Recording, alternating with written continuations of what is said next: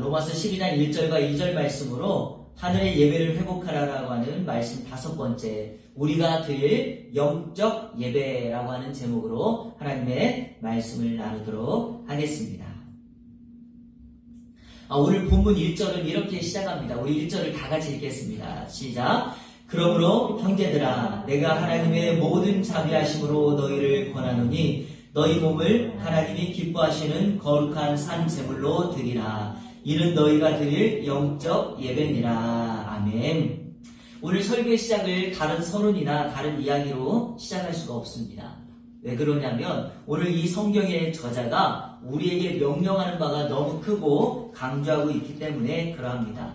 그래서 저 또한 다른 설교를 서론으로 시작하지 않고 바로 본문의 말씀을 전하며 저자의 마음을 여러분들과 함께 느끼며 말씀을 나누도록 하겠습니다. 오늘 로마서의 저자는 바울 사도입니다. 바울 사도는 로마에 한 번도 가본 적이 없습니다. 그리고 직접적으로 로마에 가서 복음을 전했던 적도 없었습니다. 그런데 그 로마에 교회가 세워지고 그곳에서 신앙생활을 하고 있는 성도들이 생기게 된 것입니다. 그 소식을 듣고 바울은 그 성도들에게 편지를 쓰는데 그 편지가 바로 로마서입니다. 그리고 오늘 본문 말씀은 그러므로 라고 하는 접속사로 시작합니다. 그러므로 형제들아 하면서 하나님의 말씀을 전하고 있습니다. 로마서는 16장까지 되어 있는데요. 로마서는 두 개의 큰 단락으로 나누어져 있습니다. 1장부터 11장은 교리 부분이고요. 12장부터 16장까지는 생활 부분입니다. 그러니까 오늘 12장 1절에 그러므로 라고 하는 말씀으로 시작한 것은 1장부터 11장까지의 교리의 말씀을 마무리하고 이제 성도의 신앙생활을 시작하는 말씀의 첫 부분이 바로 오늘 우리가 읽었던 본문의 말씀입니다. 그러므로라고 하는 접속사는 앞에 있는 것을 결론 내리는 것입니다. 그러니까 1장부터 11장까지 성도가 어떻게 구원을 받고 어떻게 신앙의 뼈대를 세울 수 있는가라고 하는 교리의 말씀을 나눈 다음에 바울 사도는 그러므로라고 하면서 결론을 내리고 있습니다. 자, 그 결론이 무엇인가? 성도들을 권하는 말씀으로 시작하고 있습니다. 권함. 그래서 오늘 성경은 그러므로 형제들아 이렇게 시작하고 있는 것입니다. 한글 성경은 그러므로 형제들아 이렇게 시작하지만 헬라어는 내가 권합니다 이것이 먼저 나와 있어요. 그러니까 권하는 것을 중심으로 삼고 있습니다. 로마서의 저자가 이제 신앙생활을 이렇게 하시면 좋겠습니다. 내가 여러분에게 권면해 드리는 말씀을 붙들고 앞으로 이렇게 신앙생활을 하십시오라고 말씀하고 있는 것입니다. 이 권면하다라는 말은 신약성경에 보면 두 가지 용례로 사용하는데 이게 너무나 중요한 거예요. 파라클레오라고 하는 말인데요. 첫 번째는 권면하다, 위로하다, 격려하다 이런 뜻으로 사용됩니다. 하나님이 성도들을 격려할 때 이 단어를 쓰는 겁니다.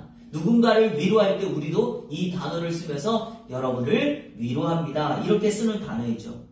그런데 두 번째 단어가 중요합니다. 이 단어는요, 초청하다, 부르다라는 겁니다. 그러니까 여러분, 바울 사도가 이 단어를 쓴 이유가 뭘까요?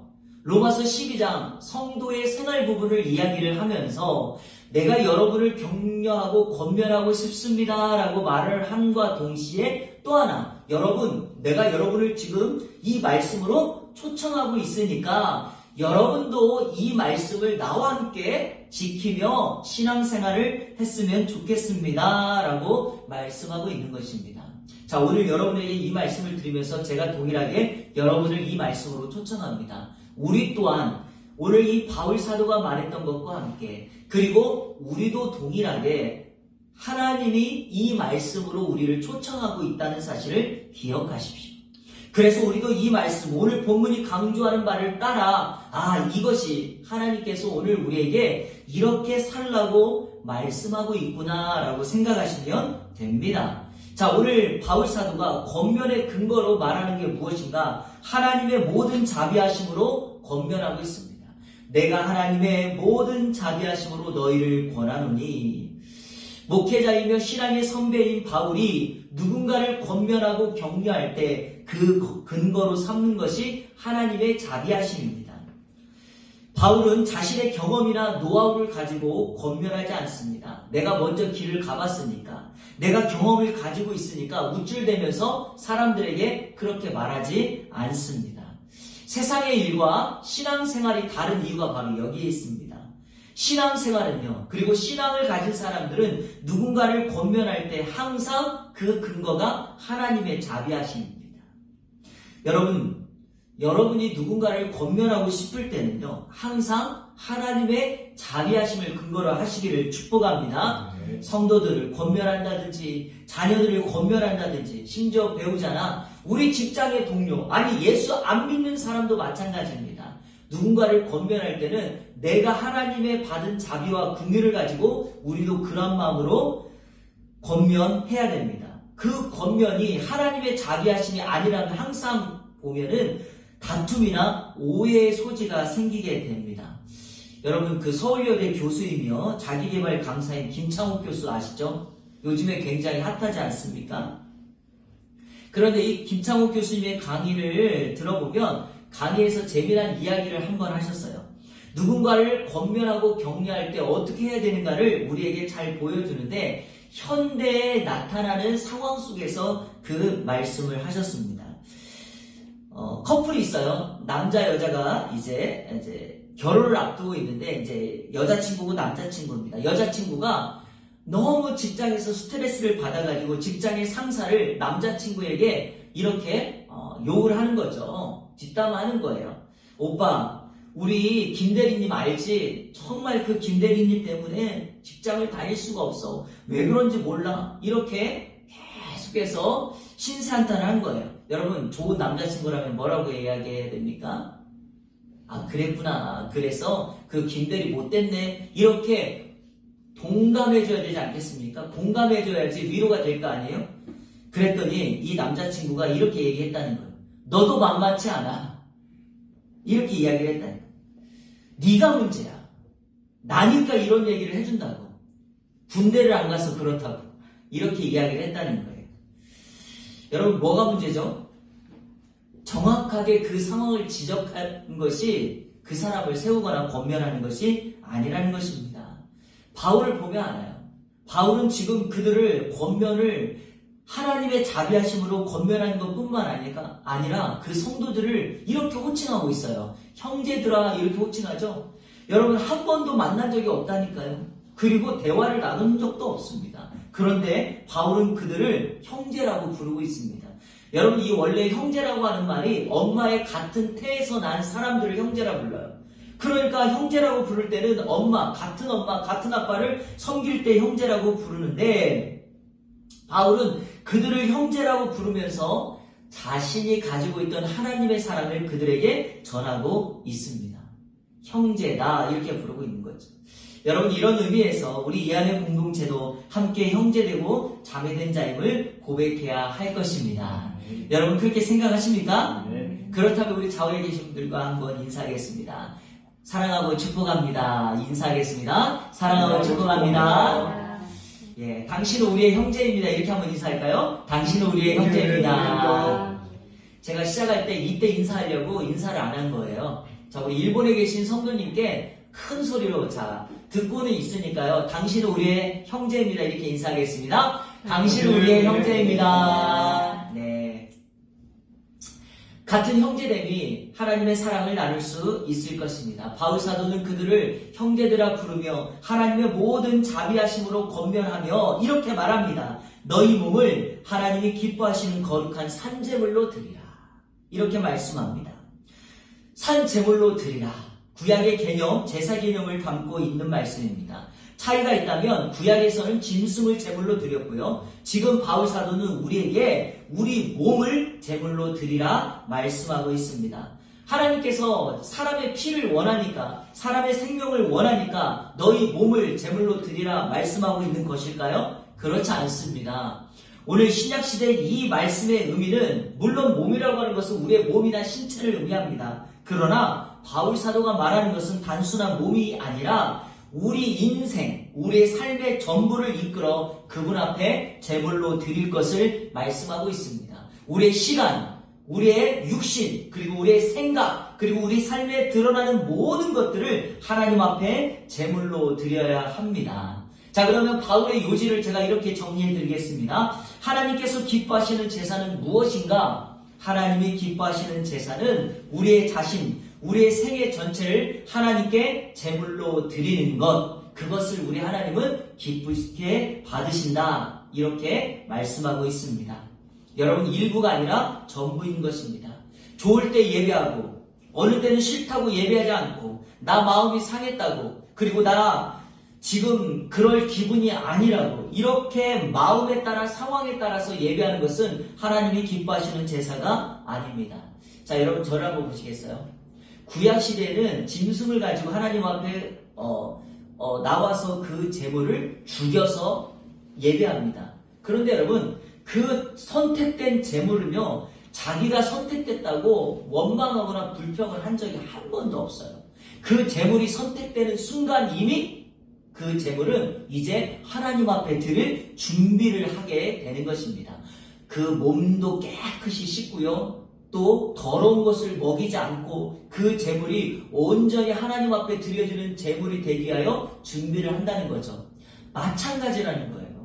우리 몸을 하나님이 기뻐 받으시는 제사로 드린다, 제물로 드린다 할 때 우리는 하나님 앞에 제물로서 내 기분 따라, 상황 따라 어떤 말을 하고 저런 말을 하고 이렇게 해서는 안 된다는 것입니다.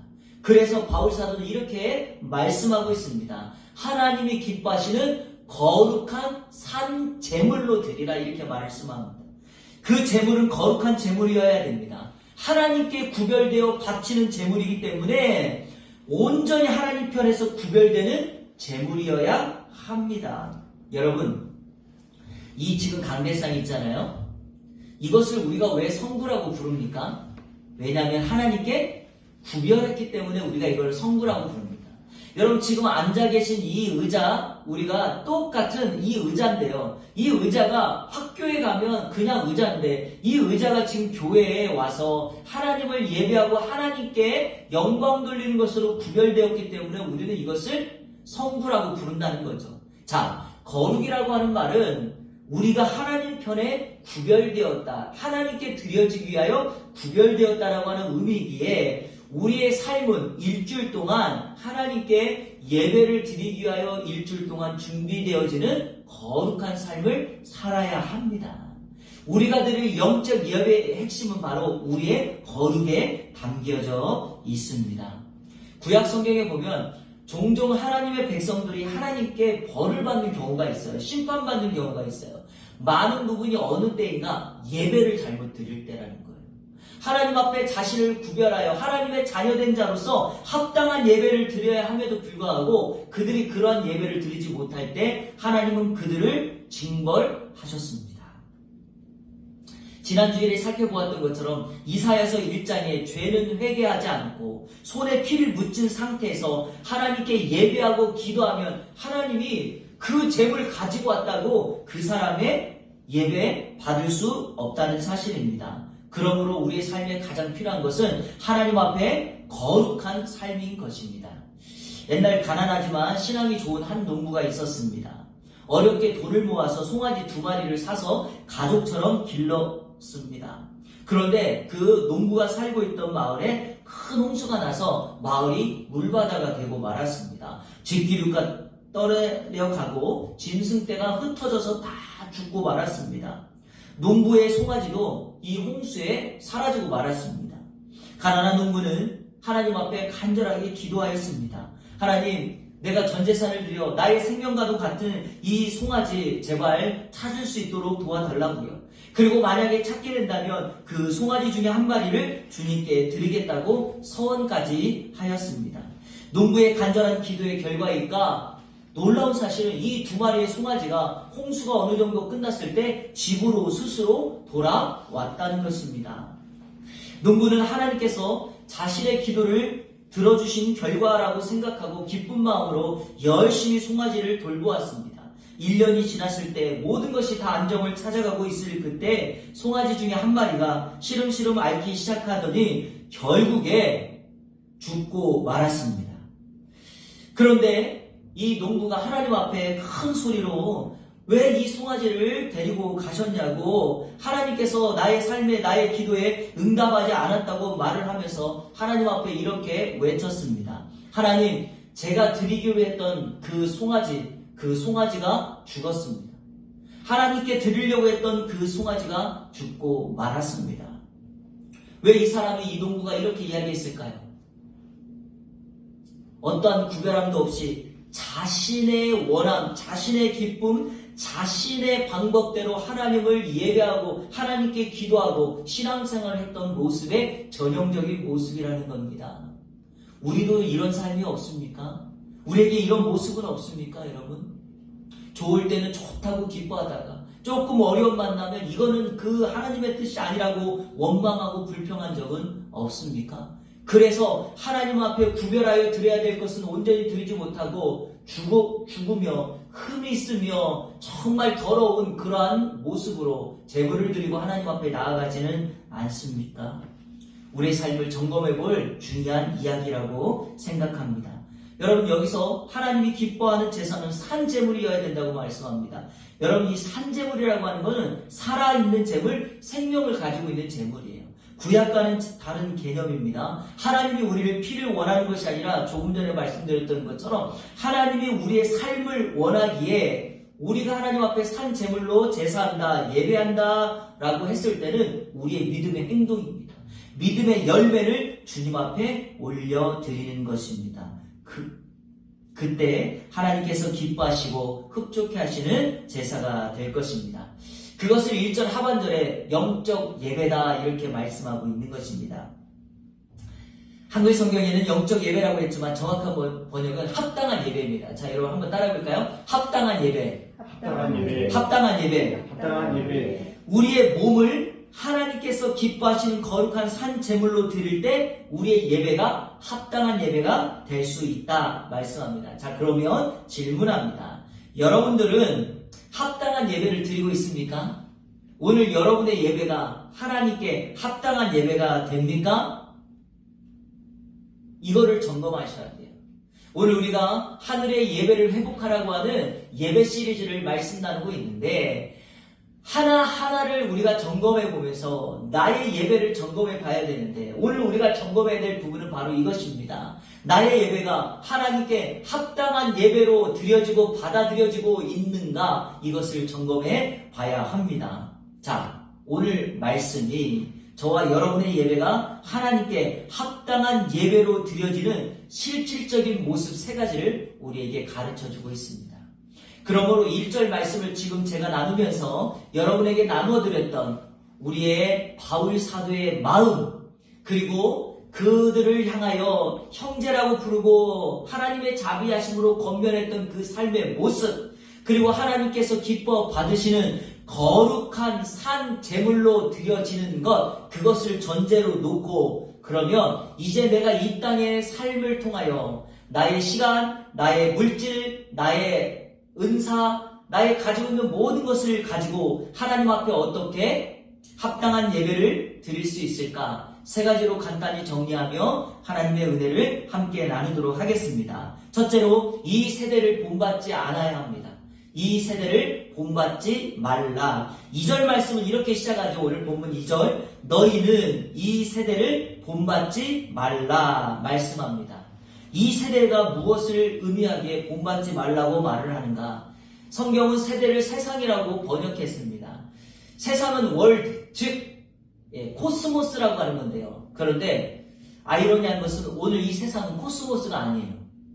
그 세상을 의미하지 않습니다. 이 세상은 아이온이라고 하는 단어를 썼는데 여러분, 우리가 보통 말하는 세상의 코스모스는요, 이 공간적인 세상을 의미합니다. 그런데 오늘 본문에 말하고 있는 세상은 시간적이고 보이지 않는 영원한 세상을 의미합니다. 그러니까 시간적인 세상을 의미해요. 그러면 바울 사도가 이 세상을 본받지 말라라고 했을 때 하는 의미가 무엇인가? 이 의미입니다. 잘 들어보세요. 우리가 살고 있는 세상은 앞으로 종말론적인 종말이 다가올 텐데 우리가 그 종말을 살고 있는 그 세상 속에서 본받지 말라 이렇게 말씀하고 있는 것입니다. 왜냐하면 이 세상은 종말을 살고 있기 때문에 사단의 영역, 멸망당할 이 세상의 모습이 우리를 끊임없이 유혹하고 공격하기 때문에 그러합니다. 여러분, 종말론적인 세상은요, 공중권세 잡은 자 사단이 이 세상을 다스리고 있습니다. 그래서 교회를 무너뜨리고 성도들을 미혹하여 결국엔 하나님으로부터 떠나게 만듭니다. 또 하나 가만히 보면은요, 사단의 유혹이 너무 달콤하지 않습니까, 여러분? 너무 쉽게 우리 주변에 우리가 유혹에 빠질 수 있죠. 그리고 한번 빠지면 빠져나오기가 쉽지 않습니다. 이런 종말론적인 세상 속에서 사단은 끊임없이 우리를 무너뜨리고 주님께 멀리 떠나가게 만들어냅니다. 종말론적인 세상 속에서 우리가 가장 주의해야 될 것 중에 하나가 바로 한국 사회에 퍼져 있는 이단 사상들입니다. 대표적인 게 신천지, JMS와 같은 이러한 잘못된 이단들입니다. 상식적으로 보면 누가 척에 빠질까? 어떤 사람이 그런 걸 따라갈까라고 생각되지만 시사 프로그램 같은 거 한번 보세요. 정말 상상할 수 없을 정도의 영향력과 그 심각성이 너무 큽니다. 저렇게 젊은 지성인들이 왜 저런 데에 빠질까라는 생각이 들기도 합니다. 요즘에 인터넷에 이런 내용들의 기사가 나왔습니다. 신천지의 교주인 이만희 씨가 지금 죽을 날이 며칠 남지 않았대요. 그래서 이 신천지는 이 이만희 씨가 죽으면 파생될 그러한 여러 가지 문제들을 막기 위하여 지금 신천지를 포교하고 전하는 것보다 더 중요한 게 이후 이만희의 사후 세계에 벌어질 일들을 지금 문제 없게 하려고 거기에 더 시간을 쏟고 있다고 말하고 있습니다. 여러분, 이런 것들이 종말 때에 다가오는 세상의 위협입니다. 또 하나, 종말 때에 다가오는 또 하나의 심각성이 우리 가운데 있는데요. 그게 바로 교회 이탈 현상입니다. 교회를 자꾸만 이탈하는 현상이고요. 이것과 결부해서 사회에서 등장하는 기독교인들과 충돌하는 사회 문화, 생활 문화의 모습 때문에 그러합니다. 쉽게 설명해보면 요즘 젊은이들 사이에서 교회를 나가지 않아도 된다는 생각이 매우 지배적으로 나타나고 있습니다. 그래서 10대나 청소년들 그리고 20대 청년들을요, 교회에서 섬기고 청년부나 대학부 그리고 청소년부를 진행하기가 지속하기가 매우 어렵다고 말을 합니다. 이들 속에서 나타나는 용어 하나가 바로 가나안 성도라고 하는 거죠. 가나안 성도가 뭔지 아십니까? 가나안을 거꾸로 하면 안 나아가 성도가 되었다는 거예요. 무슨 말이냐면 이 젊은이들이 교회 나가지 않고 자신들의 방법으로 신앙생활을 하고 있다는 것이죠.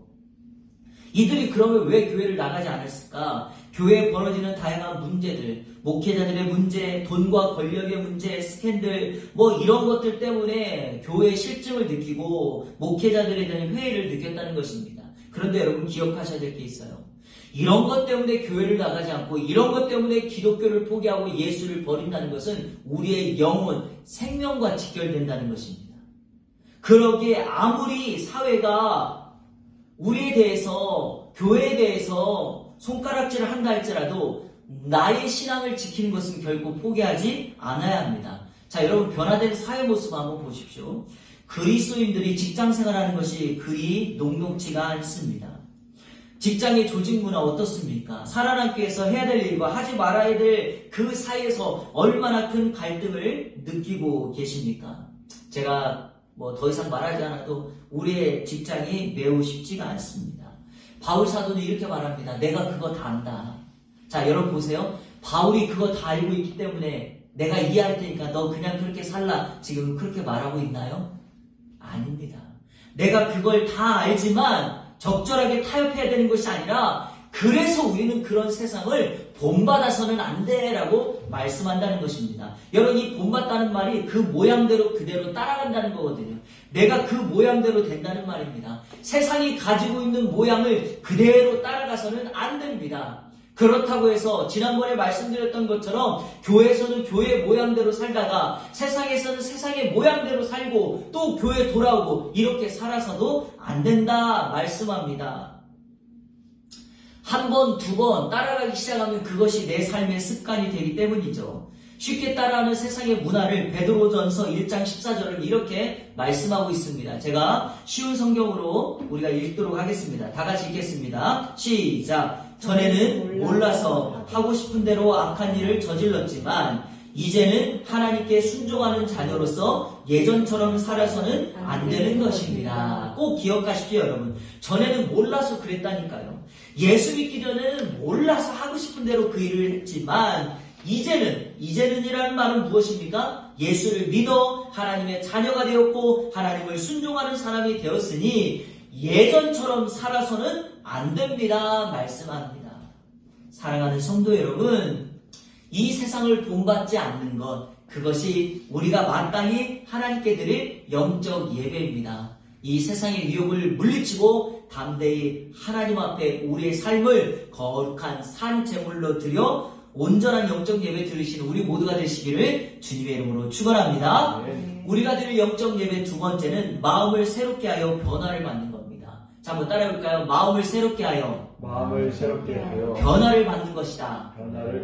자, 2절을 보면 계속해서 이렇게 말씀합니다. 제가 읽어볼게요. 너희는 이 세대를 본받지 말고 오직 마음을 새롭게 함으로 변화를 받으라. 이렇게 말씀합니다. 핵심은 변화를 받는 거예요. 그런데 그 변화의 출발이 마음이라 말씀합니다.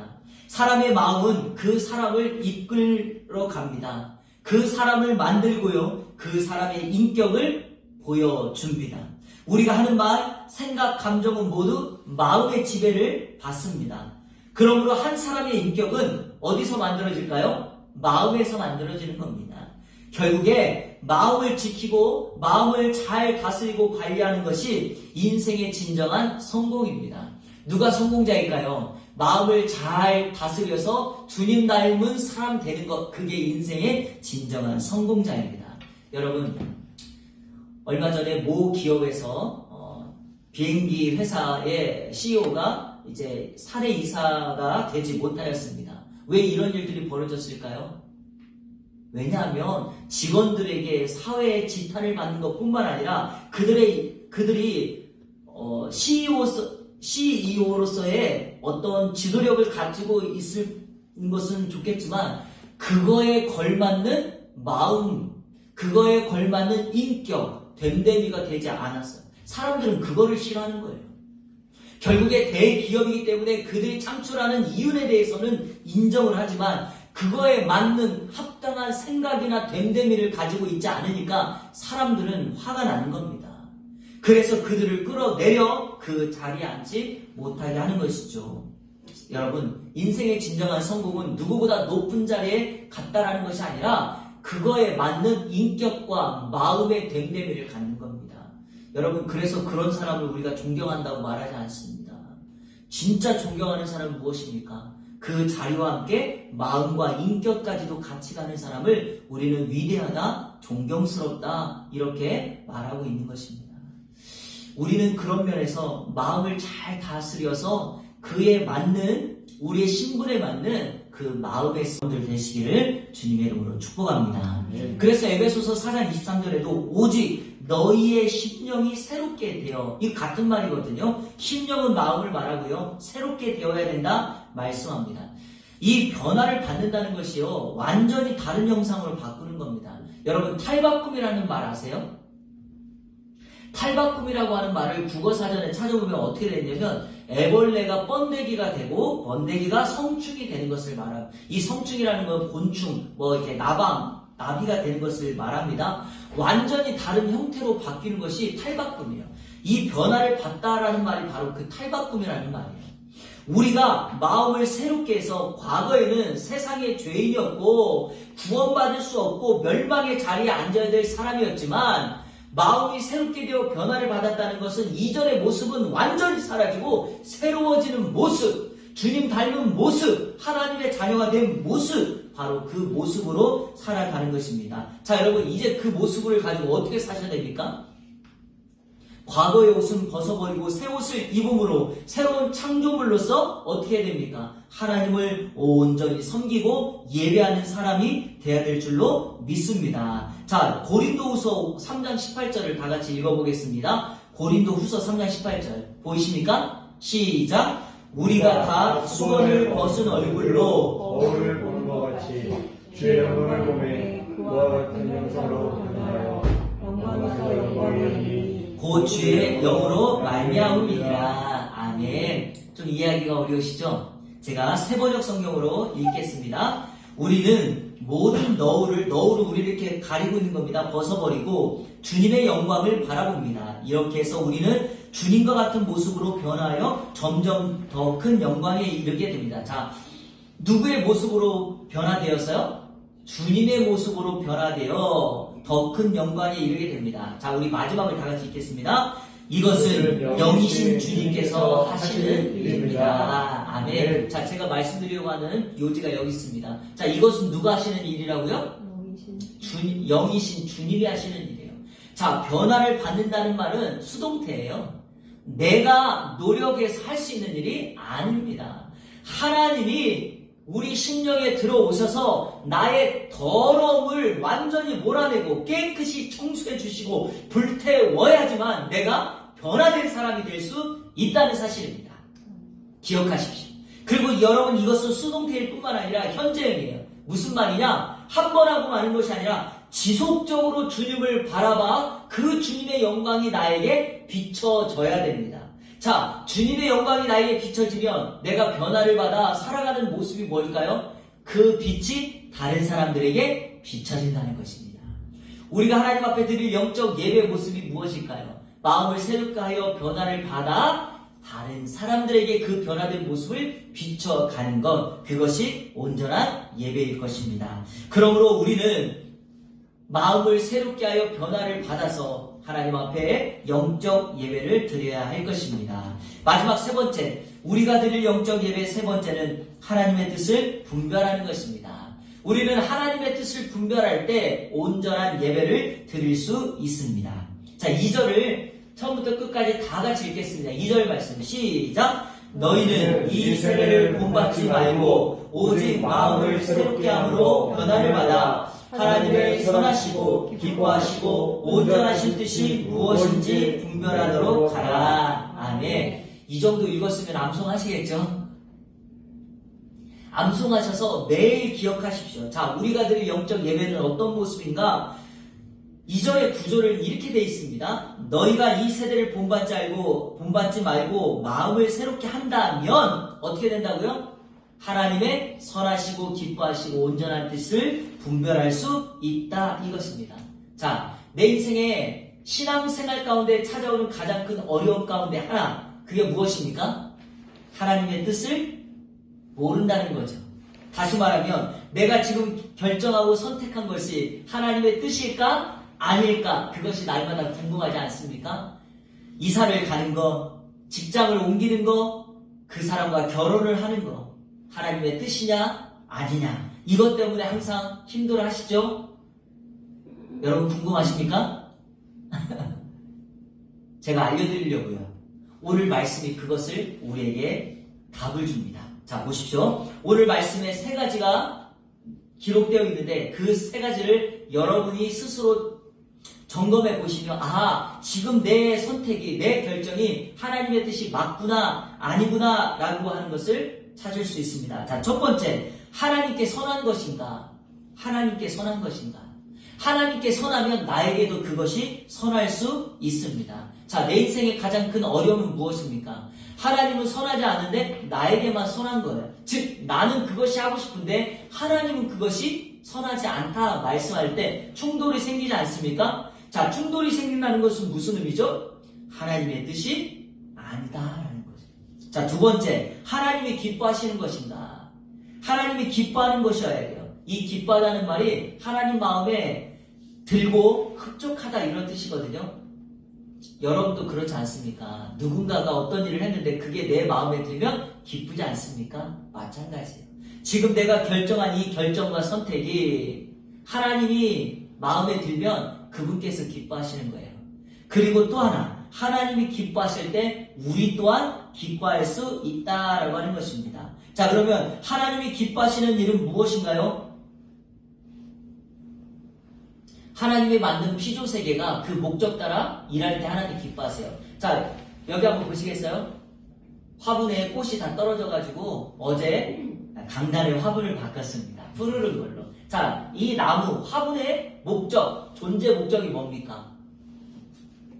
푸른 빛을 내는 거죠. 만약에 꽃을 내는 화분이라면 마땅한 때 꽃을 내야 되죠. 그게 그 목적이에요. 이해가 되십니까? 새는요. 우리 한국 사람들은 노래한다고 또 운다라고 하기도 하지만 뭐 달라요. 아무튼 자, 울고 노래하는 것이 목적이에요. 이해가 되시죠? 바람은 불어야 되고요. 예, 개는요 먹히는 게 아니라 짖어야 되는 거예요.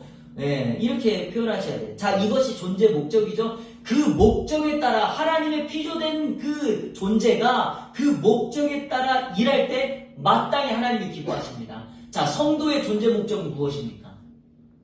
이사야서 43장 7절은 분명하게 말합니다. 내 영광을 위하여 창조되었나니. 하나님의 영광을 위하여 사는 것, 마땅히 하나님을 예배하는 것이 우리 인생의 존재의 목적입니다.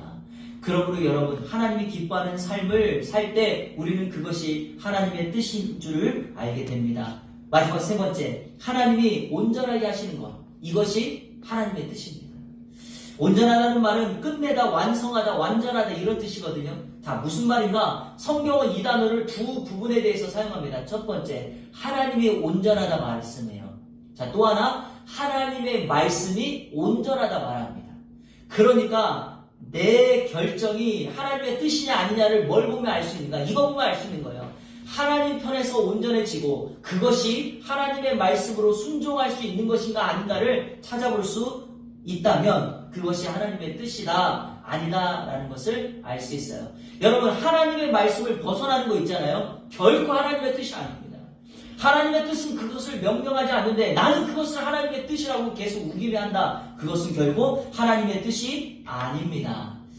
자, 이제 말씀을 맺겠습니다. 오늘 우리가 드릴 영적 예배에 대해서 말씀을 드렸습니다. 저는 오늘 결론을 이렇게 내리려고 합니다. 그렇다면 하나님의 가장 크고 중요한 최고의 뜻은 무엇일까요?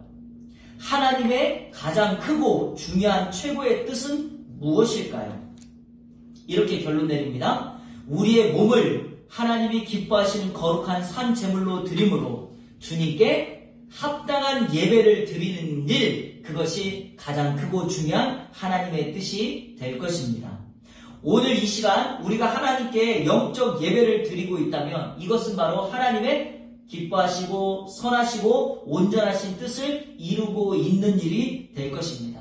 그런데 여기서뿐만이 아니라 이제 나아가서 매일의 삶의 현장 가운데 우리의 몸을 하나님이 기뻐하시는 거룩한 산 제물로 드리는 저와 여러분들 되시기를 주님의 이름으로 축복합니다. 그러면 여러분의 삶의 현장이 영적 예배를 드리는 그 장소가 될 것이며 여러분은 영적 예배자가 될 것이며 우리가 지금 말씀을 나누고 있는 것처럼 하늘의 예배는 반드시 회복될 것입니다. 오늘 이 은혜가 이 안에 모든 성도들 가운데 임하시기를 우리 주 예수 그리스도의 이름으로 축원합니다.